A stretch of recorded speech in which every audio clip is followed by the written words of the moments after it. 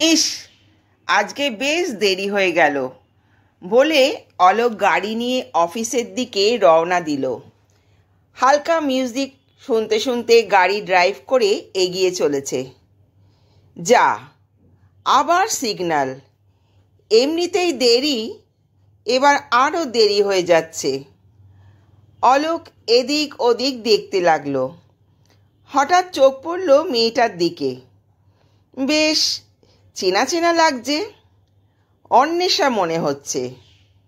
দেরি তো হয়েই গেছে, গাড়িটা সাইড করে নেমে দেখি এখানে দাঁড়িয়ে কেন।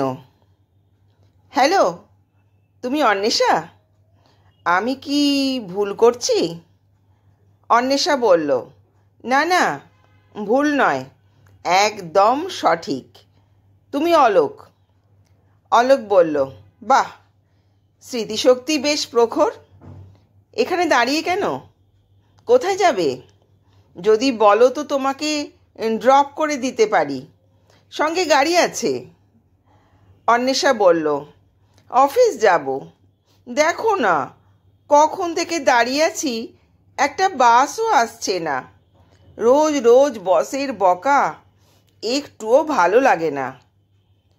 অলোক বলল, কেন, এখনো বসকে ম্যানেজ করতে পারোনি? ডোন্ট মাইন্ড, একটু মজা করলাম। চলো, আমি ছেড়ে দিই। একটু এগিয়ে এসো, গাড়িটা আগে পার্কিং করা আছে। অন্বেষা গাড়িতে উঠে বসলো, বলল, বাবা, খুব বড় পোস্টেই চাকরি করো মনে হয়, এত দামি গাড়ি। অলোক বলল, ম্যাডাম, চাকরি করলে আর দামি গাড়ি চড়া স্বপ্নই থেকে যেত। আমি ব্যবসা করি। অন্বেষা বলল, তাহলে তুমি মালিক মানুষ, তাই তো? শোনো না, একটা কথা বলে রাখি, তুমি যখন এত বড় ব্যবসায়ী, তখন তোমার নিশ্চয়ই অনেক যোগাযোগ আছে। দেখো না, যদি ভালো একটা চাকরি হয়। আমি আর এখানে জব করব না, ভীষণ ডিস্টার্বিং পরিবেশ।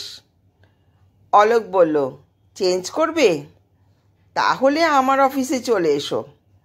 আমার ব্যবসায় বিশ্বস্ত লোকের প্রয়োজন, তাই যাকে তাকে রাখতে পারি না। তুমি রাজি থাকলে জয়েন করতে পারো। সময় আছে হাতে? তাহলে চলো, আমার অফিসের কাজ সম্বন্ধে যা কিছু জানার জেনে নিতে পারবে, আর পরের মাসে জয়েন করো। অন্বেষা বলল, চলো, আজ আর অফিস যাব না, এমনিতেই অনেক দেরি হয়ে গেছে, আবার ঢুকলেই বক বক করবে।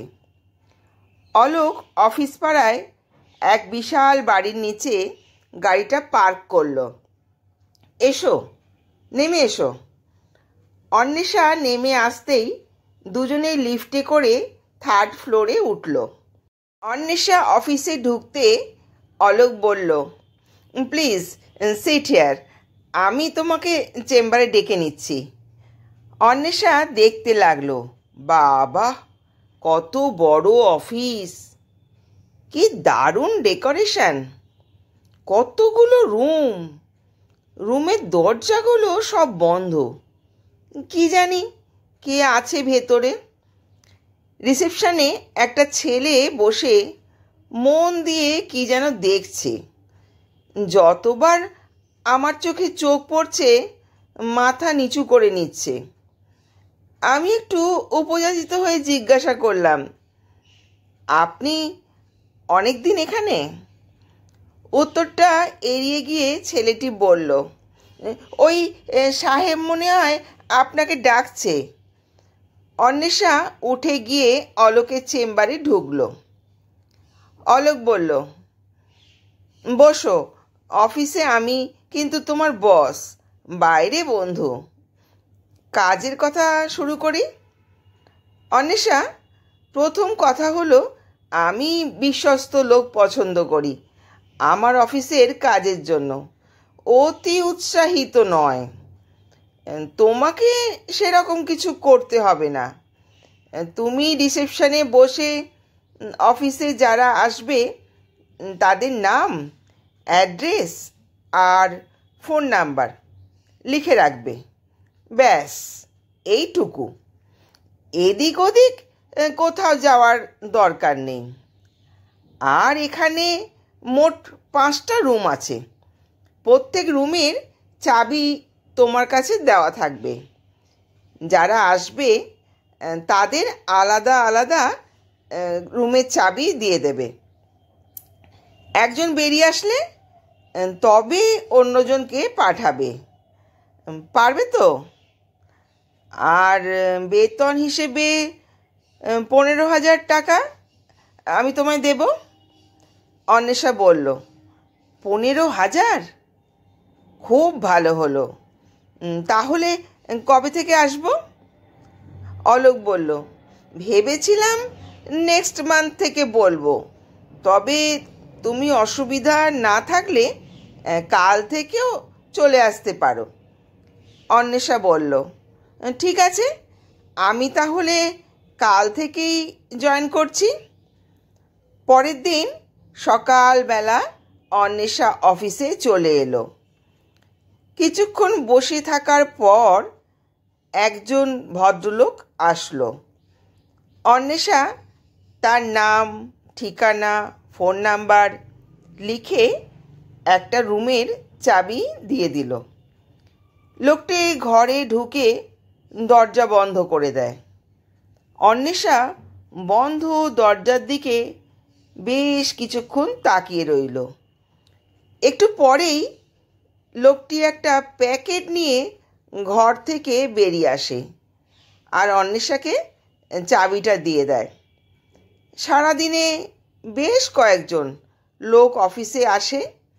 অন্বেষা তাদের বিভিন্ন ঘরের চাবি দেয় আর কিছুক্ষণ বাদে তারা একটা প্যাকেট হাতে ঘর থেকে বেরিয়ে আসে।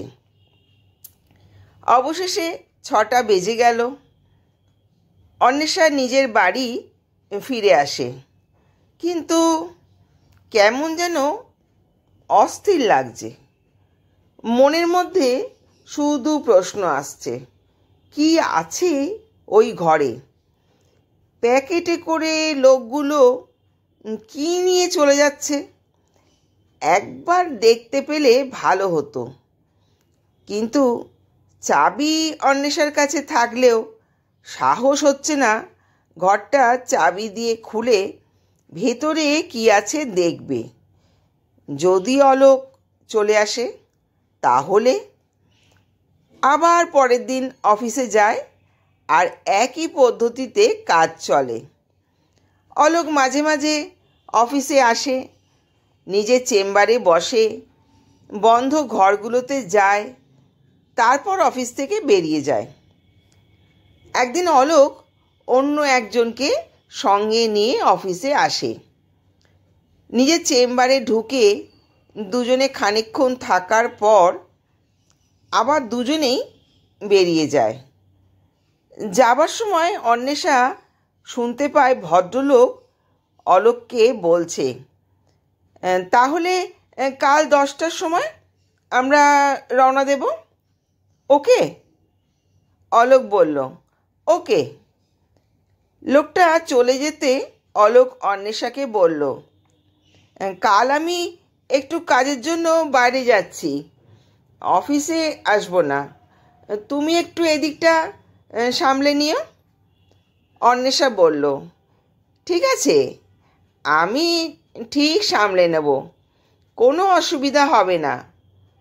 পরের দিন অন্বেষা অফিসে এসে ভাবল, আজ তো অলোক অফিসে আসবে না, আমি আজ দেখব ওই ঘরগুলোতে কি আছে। অন্বেষা চাবিগুলো দিয়ে একটা একটা করে প্রতিটা ঘরে ঢুকলো। দেখলো ঘরগুলোতে মুখ বন্ধ করা অনেক প্যাকেট রয়েছে আর প্রত্যেক প্যাকেটের গায়ে বিভিন্ন ধরনের মাদকের নাম লেখা আছে। ভয়ে অন্বেষা ঘামতে শুরু করলো। ভাবলো, এই আমি কোথায় এসেছি? অলোক মাদকের ব্যবসা করে। একটু বেশি বেতনের লোভে আমি এই কীরকম কাজের সঙ্গে জড়িয়ে ফেললাম নিজেকে। না, এই ধরনের কাজ আমি করব না। কাল অলোক আসলে আমি বলবো আমি আর কাজ করব না। পরের দিন অলোক অফিসে আসলে অন্বেষা অলোককে বলে, আমার একটা কথা ছিল। অলোক বলল, চেম্বারে এসো। অন্বেষা চেম্বারে এসে অলোককে বলল, তুমি এসব অবৈধ ব্যবসা করো? কত মানুষের ক্ষতি করছো, তোমার কোনো পাপবোধ নেই? আমি এখানে কাজ করব না।